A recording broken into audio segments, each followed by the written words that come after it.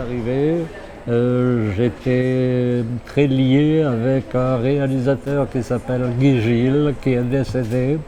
Et il vient d'y avoir à la Cinémathèque de Paris une rétrospective complète de son œuvre.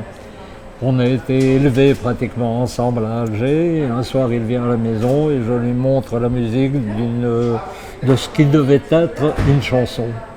Et il me dit, sois gentil, rejoue-la moi. Une fois, deux fois, trois fois.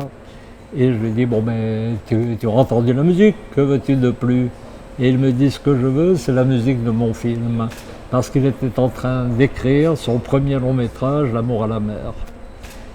Et je ne savais pas du tout comment se passait l'écriture d'une musique de film, l'enregistrement. Et il a eu ce mot merveilleux, il m'a dit, c'est mon premier film, ce sera ta première musique de film. Et c'est comme ça que j'ai abordé la musique de film, en faisant des choses dans le domaine cinématographique volontairement très différentes.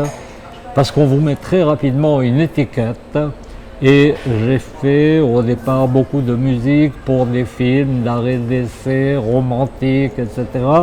Et j'étais devenu musicien film romantique. Et à part cela, on pouvait imaginer que je ne savais rien faire d'autre.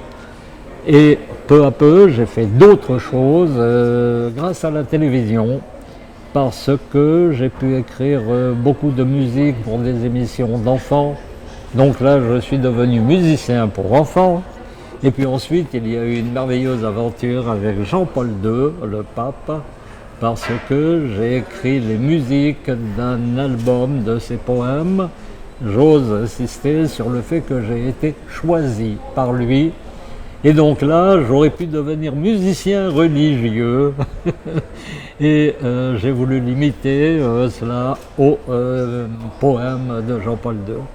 Et alors pour revenir au cinéma, j'adore écrire pour le cinéma, parce que, à la différence d'une chanson, quand vous écrivez pour le cinéma, vous avez le temps de vous exprimer beaucoup plus longuement que dans une chanson où vous avez 2 à 3 minutes pour vous exprimer.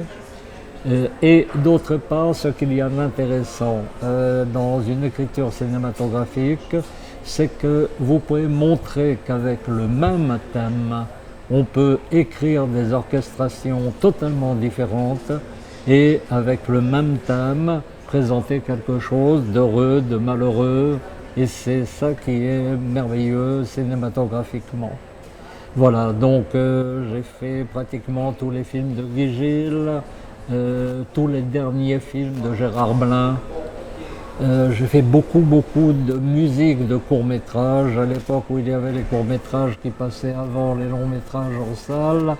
Je ne sais pas, j'ai dû faire 30-40 musiques de courts-métrages. Et puis, je traite les téléfilms exactement comme un film cinéma, parce que, bon, on appelle ça téléfilm, mais pour moi c'est un film.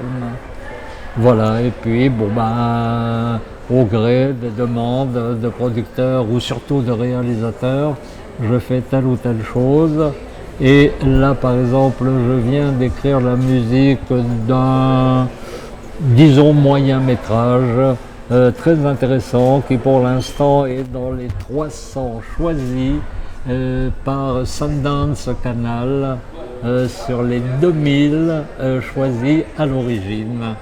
Est-ce qu'avec ce court-métrage, ou moyen-métrage qui s'appelle Quelle heure est-il, nous irons au bout des choses dans la sélection? Je ne sais pas, mais c'est déjà pas mal d'intéressant dans ces places-là. Et puis, il y a le Festival du film israélien, avec la musique pour...